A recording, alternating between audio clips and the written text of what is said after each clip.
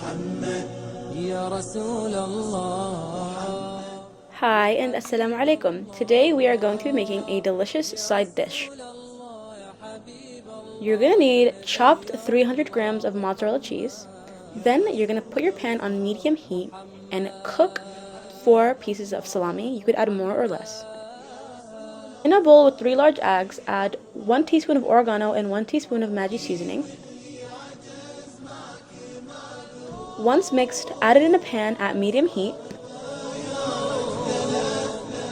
And add your salami. I prefer it cut.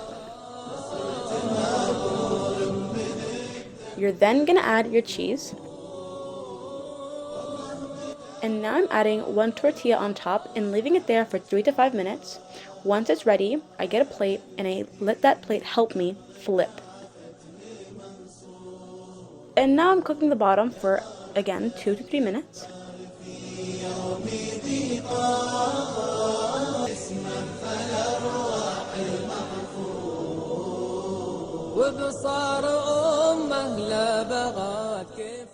And there you should have your cheesy, delicious delight.